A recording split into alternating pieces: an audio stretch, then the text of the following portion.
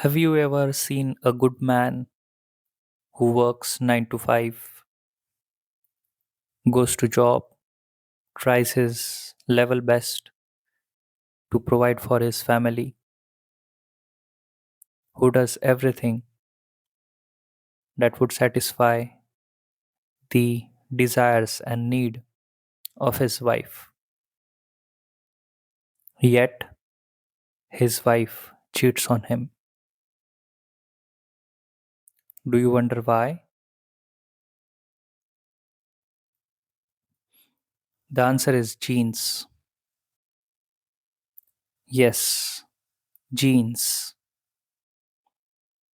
And before I tell you my perspective, the reasoning behind my answer, I want you to accept that deep down we all are animals. We are animals and we have animalistic instincts. We have primal desires. The kind of civility and morality which we show out to the world is nothing but a facade. Even our so called moral things are deep down acts which are carried out by our body because it has instinctual and genetic benefits. And that is exactly why a wife of a good man cheats on her. Now, you might have heard several answers regarding this as to why a wife cheats on her husband. Some answers are like emotional need.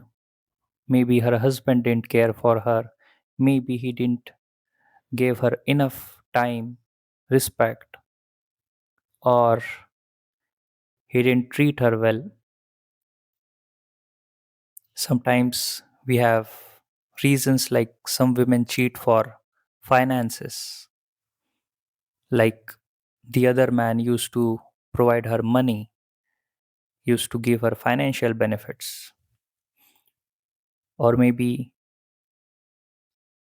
she cheated for some sort of status or some sort of emotional satisfaction or connection with her lover. But all these answers are just surface level answers. And all these answers are not the real truth. These answers are just lies. We can say self deception. The kind of self deception which women use to justify their wrongful acts or to justify their immoral acts because it makes them feel good about themselves.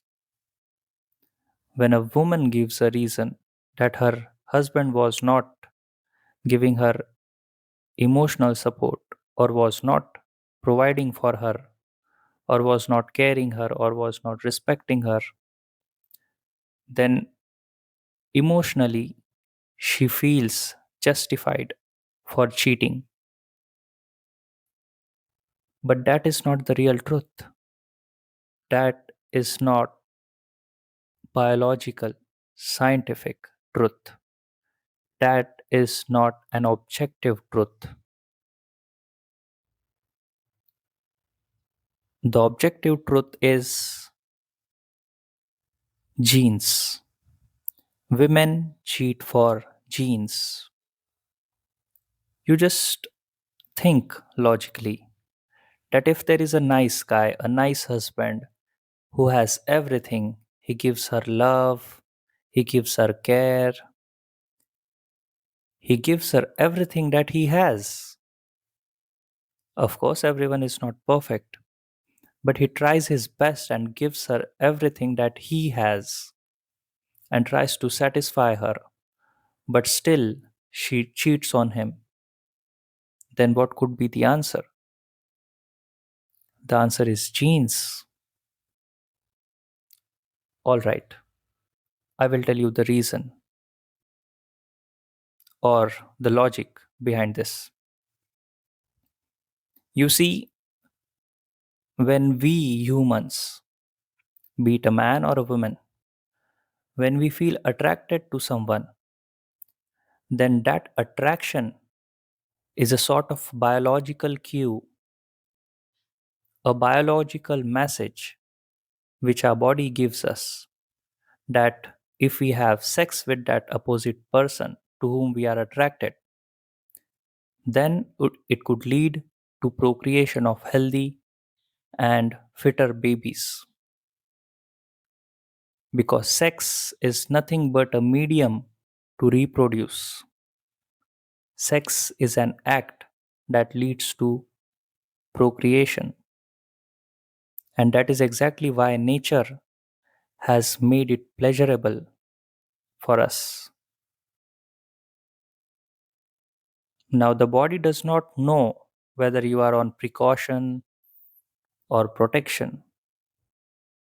All the body realizes or feels is that it is having sex, which could lead to reproduction, procreation, babies. As Darwin has said, that humans have essentially two goals: survival and reproduction. Now, when a woman gets married, she too has those two needs. One is survival and reproduction.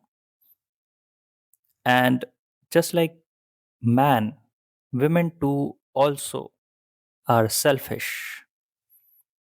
We seem to have created a sort of false image or sort of false ideal for women. We want them to be unconditionally loyal, unselfish, and very altruistic. We want them to be pure, but they are not because they are humans and they are selfish. They have their own needs, they have their own desires, and they are greedy. Just like a man wants everything best for himself, like that, even a woman wants everything that is best for herself. Now, mostly when women get married, they look for money, stability, finance of the man they are getting married to. This is because their primary need is survival. And what is important for survival is money, resources. And that is the reason why many women look for the property, house, income of the potential husband. That is their primary criteria. No looks, no physique, no body, nothing. The first criteria they look for in a man while getting married is finance, his future, the stability which he can provide. Why? Because it gives us greater chances of survival and her children getting a better future. Now, what happens is after marriage, that is, when she is married and settled with that guy, her next desire is reproduction. But often there is always a compromise for a woman. The good provider is not always a good breeder. That is to say, the man who can provide her everything that is resources is often always not the most genetically fit person to mate with, because some women feel that they deserve better. They want stronger, fitter, healthier babies. And all this is subconscious. Subconsciously, every woman wants a strong child. And during marriage, if there is a compromise done by a woman between finance and genes, between provider and breeder, then the woman subconsciously tends to cheat because she has secured only one part of a man, that is, provider. She looks at her husband only as a good provider. She thinks that he can be a good husband, but she does not feel that he can be a good mate. Now, when this woman cheats, which is often with the man who will be much better looking, much fitter, more handsome, more prettier, more stronger than the man she has married. Because while cheating, her primary goal is genes. She does not want the other man to provide for resources. She is choosing the other man only for the genes. Therefore, when she feels attracted to another man, then that is her body telling her that she should have sex with him, which would lead to better babies, stronger babies, healthier babies. And all this leads to sex, cheating, infidelity, cuckoldry. In the evolutionary psychology term, this is called as the dual mating strategy of a woman. And don't think that this is immoral, or maybe it is immoral, but from the angle of nature, from the angle of biology, whose only rule is that survival of the fittest. It is not immoral, but it is the norm.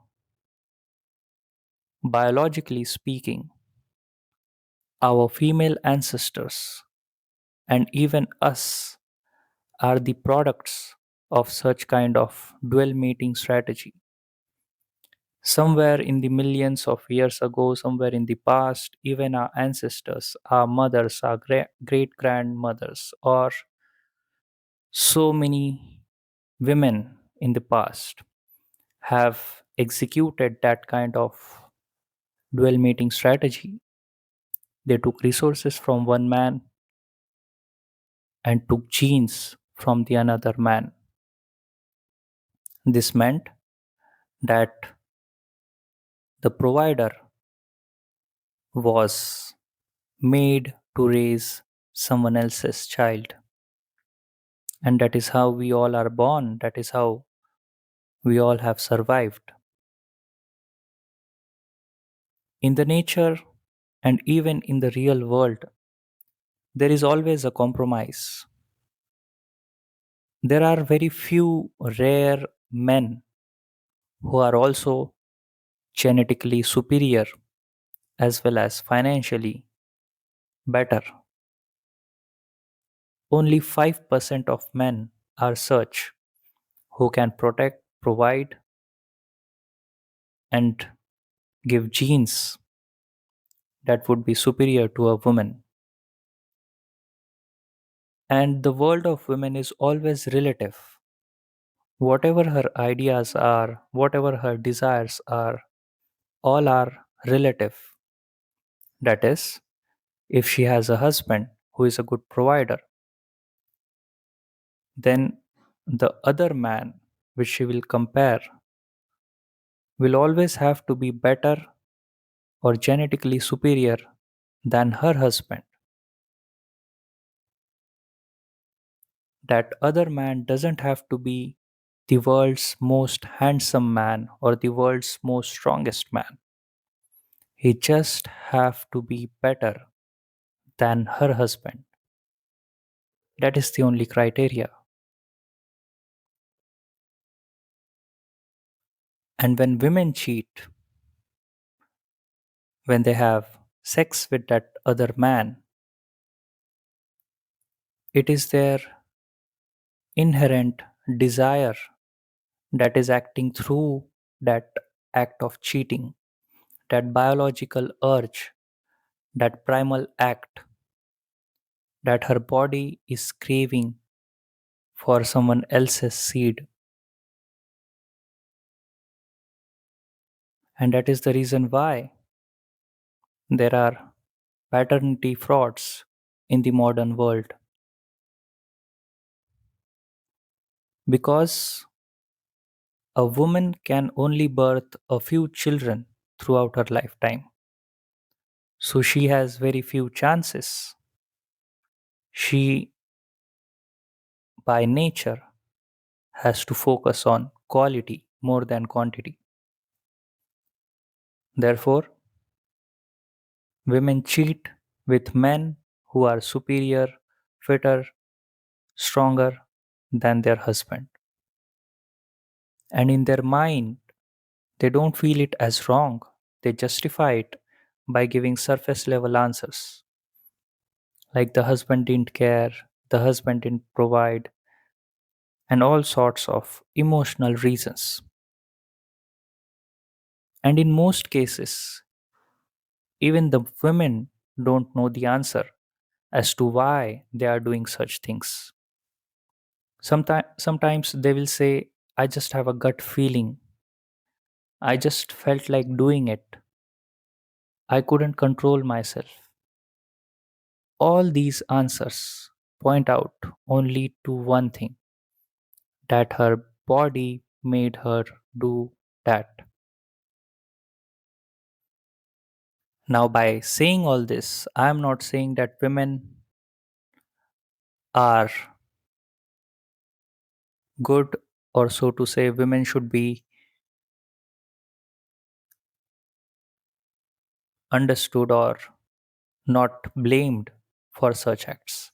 I am not saying that. Since women are adults and we all live in a civil society, we all are expected to control those primal urges.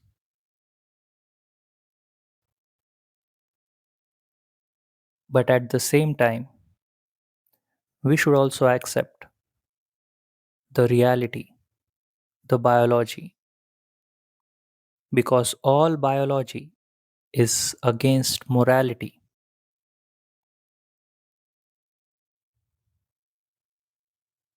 And as a man, you should just accept this reality, accept it neutrally, accept that though we are all pretending to be civil, deep down we are not. Don't expect a woman to be loyal to you. Don't expect the world to be fair to you. And don't be so naive that you will love someone so unconditionally, so abundantly, that you will destruct your own self, your own genes, your own growth for the satisfaction of someone else. And that is the problem with all nice guys, nice husbands, the good providers. It is somewhere their fault, not entire fault, but partly it is their fault. They choose the roles they are in. As a man, you should not only take up the role of being a good provider, but also the role of good breeder. You should not only be financially fit, but also be genetically fit. Because she is a woman,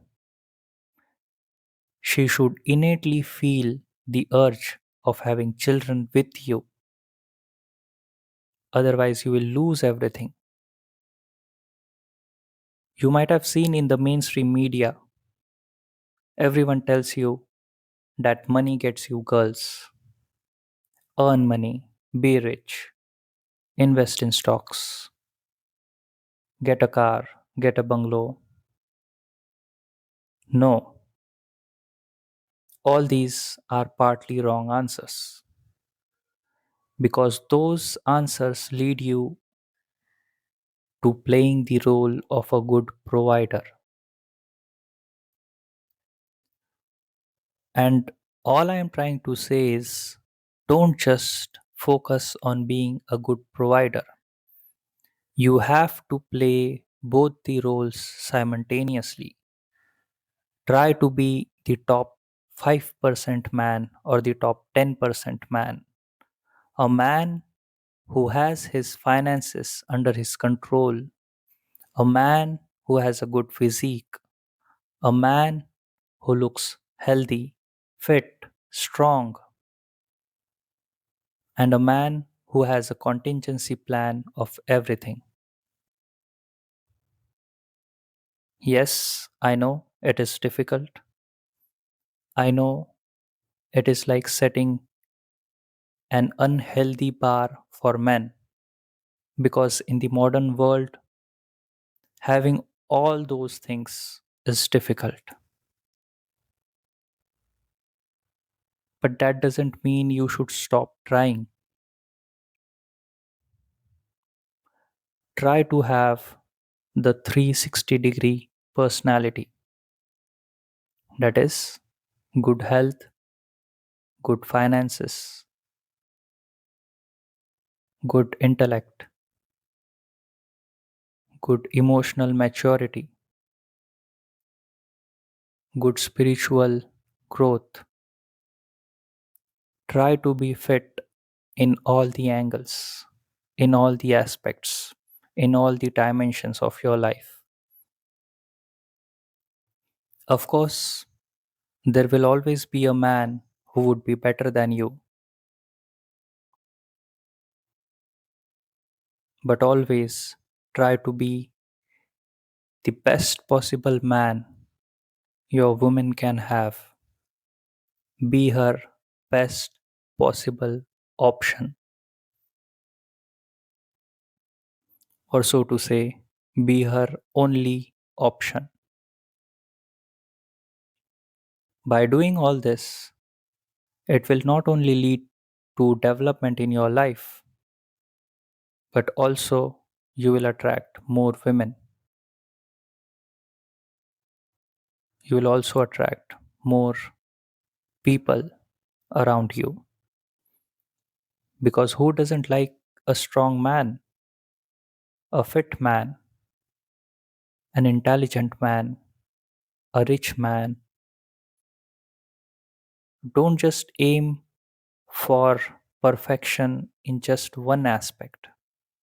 When you all think about money, then all your energy is directed only in the accumulation of wealth, and by virtue of it, you become only a provider.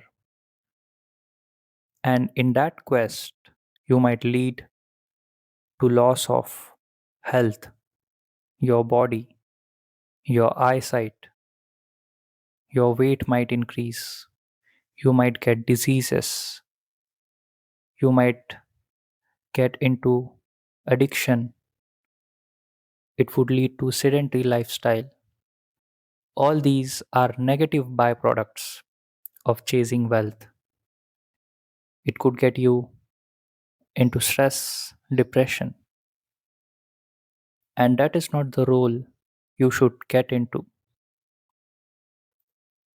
The best life a man can have is the life of a balanced person. The life where you are good at your finances, good at your health, good at your heart. Now, back to the question, why married women cheat despite their husband being a good person or a good provider. The reason is genes. Because deep down, she does not feel that her husband would lead her to better babies, stronger babies, healthier babies. She only thinks him as a good provider. That's all. He is just a placeholder for that thing, like a backup plan. And when she gets a chance, or when she meets a man who is superior than her husband, then her body naturally gets attracted to him and she is inclined to have relations with him. Therefore, a cheating desire of a woman is just her biological urge to steal the man's genes. And that is the biggest kind of shame for a husband to be in.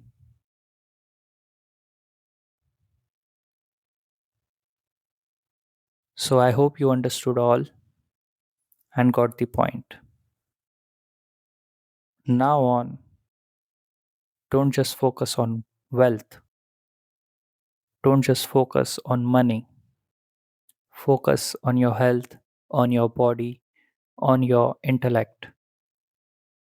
Be a man who is above average because wives of average men tend to cheat, and the man with whom they cheat is always above average.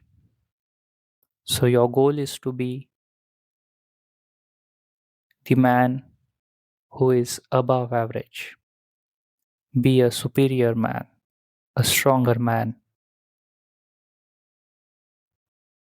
Thank you.